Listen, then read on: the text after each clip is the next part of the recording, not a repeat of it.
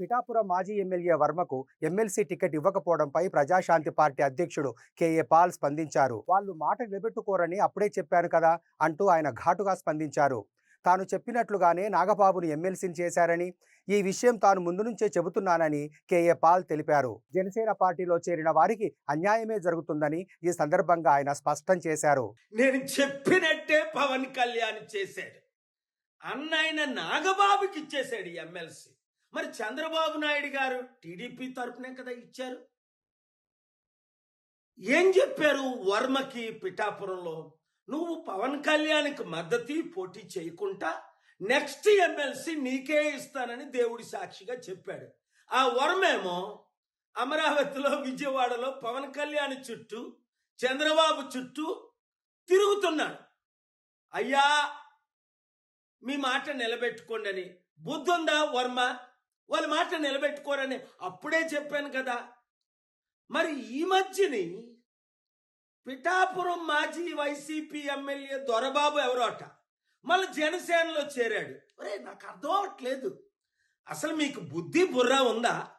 2008లో ఇదే పవన్ కళ్యాణ్ చిరంజీవి ప్రజారాజ్యం పార్టీ పెట్టి 100 కోట్లు 1000 కోట్లు కలెక్ట్ చేశారని మనం అందరం విన్నాం.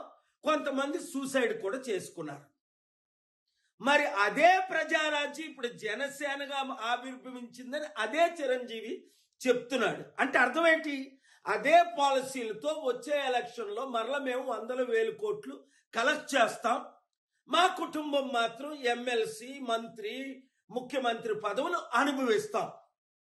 తెలివైనోడు ఎవ్వడు ఆ పార్టీలో చేరడు.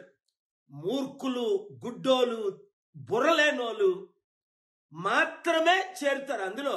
ఇంకా జనసేన కానీ టీడీపీ కానీ మన లైఫ్లో గెలుస్తుందా? 9 నెలలకే చాప్టర్ క్లోజ్. మొత్తం అంతా అవినీతి, అన్ని ఫెయిల్ అయిపోయారు అని స్పష్టంగా కనబడుతుంది కదా. వచ్చేది కేవలం ప్రజాశాంతి పార్టీయే, బడుగు బలహీన వర్గాల పార్టీయే. మన బీసీ, ఎస్సీ, ఎస్టీలు అందరూ ఇప్పుడు ఎందుకు కమిటీల్లో చేరిపోతున్నారు? ఐఏఎస్, ఐపీఎస్లు మొదలుకొని మాజీ ఎమ్మెల్యే, మినిస్టర్ల వరకు. మీరు కూడా ప్రజాశాంతి పార్టీలో చేరండి, ప్రజలకు సేవ చేయండి. కుటుంబ కుల పార్టీకి ఇప్పుడైనా గుడ్ బై చెప్పండి.